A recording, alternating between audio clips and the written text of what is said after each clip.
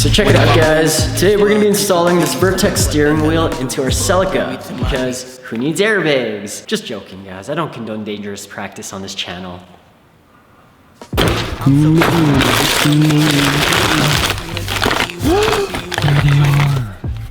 And they're green too. Oh, so beautiful. Shout out Sturpy. Let me show you guys what we got. So you got a Vertex steering wheel. Here is the NRG Shorthub. Beauty. Of course, your bolts to attach both together. Where do I move in this world? Could you please tell me what the hell I'm doing for? Bring me to my let me show you guys how to take out your OEM steering wheel on the Celica. What I see when I dream, it's a big world. Firstly, you want to make sure that your wheels are completely straight. That means your steering wheel is straight as well. Right now, is this lifestyle the right style for me? So once you've disconnected the battery and you're happy with how straight your steering wheel is, there's two hidden bolts and they are T30 size that are holding the airbag in place. And to get to them, they're just underneath. One is right behind here and the other behind here. Please tell me what the hell I'm doing for. Bring me to my knees. I'm so stupid. You tell me honestly. So the two torque bolts underneath don't actually come out. So it's hard to say if you've detached it or not. All right, a little bit of a nuisance, but we got it out. So here's that little bitch. This actually is supposed to go in there like that. It's one of them, right? And then the other one is on this side. Just keep unbolting it. It just stays in place because this little plastic piece right here, I think Celica made it so the screw actually never falls out. We got that off, so it doesn't matter anymore. We're never gonna use the steering wheel again. Unclip the electronics on the airbag and then we'll go from there.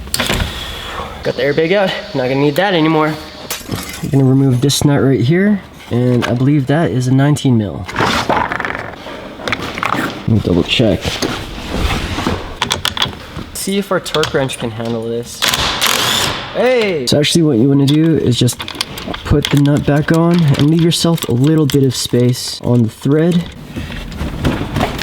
Mother. This is actually something that a lot of people don't know happened in my previous steering wheel installation video. I actually broke my clock spring on the FRS and I had to finish that video 2 weeks later wearing the same clothes, but I didn't say anything about that mistake. I overturned my clock spring after installing the steering wheel and I just completely broke it. Any case where you are gonna be reusing your clock spring, just make sure that it is in the same exact position as it was before taking the steering wheel off. Hopefully this works.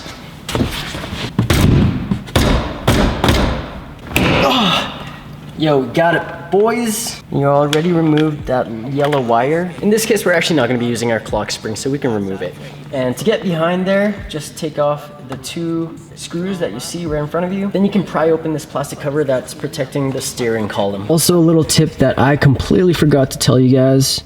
You wanna make sure that you know exactly where the horizontal line for this part is, where the splines are, because when you're putting on your hub you also want to make sure that it is aligned so that when you put on the steering wheel that is also aligned. It all starts with making sure that you put the hub perfectly aligned on this thing.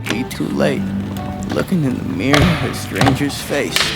Wasn't right. So there's three clips holding the clock spring in place. Once you got those off, you can unclip the rest of the electronics.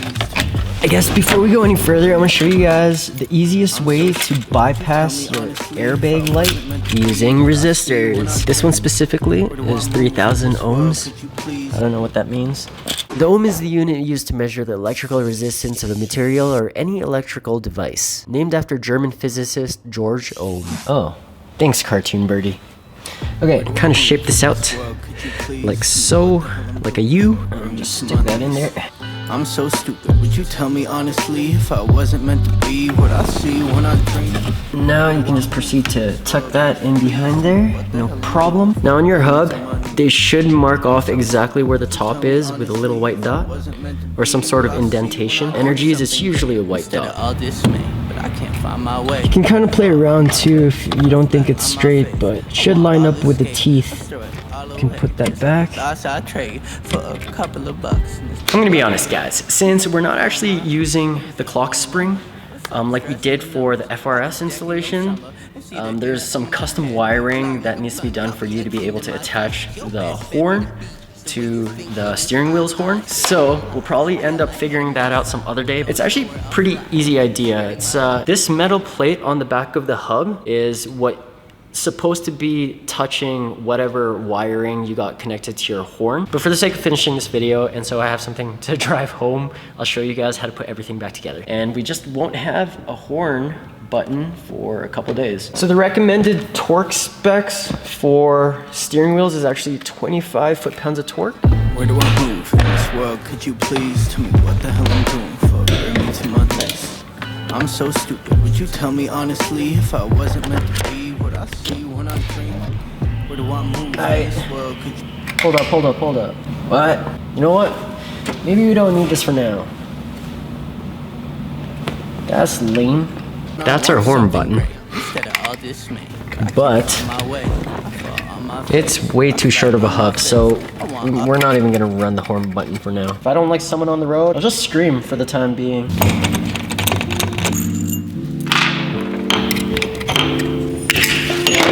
We can literally use this as a spacer. Well, the holes are lining up. That's a good sign. Still gotta tighten this a little more, but we're pretty much done, guys. Kind of improvised the spacing on the back here just so we can still run it with a horn, even though our horn button doesn't work. And also, luckily, we had that spare steering wheel. I don't know what that's for actually, but these Lost Royalty steering wheel screws are way too short. That's it. Our steering wheel is installed. Time to test it out. Nothing too difficult, right, Dougie? I don't know about y'all, but this looks freaking sick.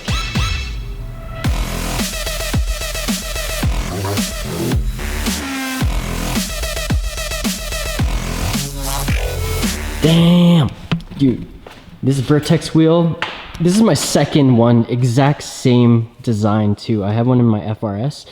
Well, actually, I got rid of that one because it got way too faded and pretty worn out. This is probably my favorite Vertex steering wheel design. It's called like their retro 1996 steering wheel, but it comes in silver and green, which is the one I got, and also silver and magenta. But like from the front, that looks so dope.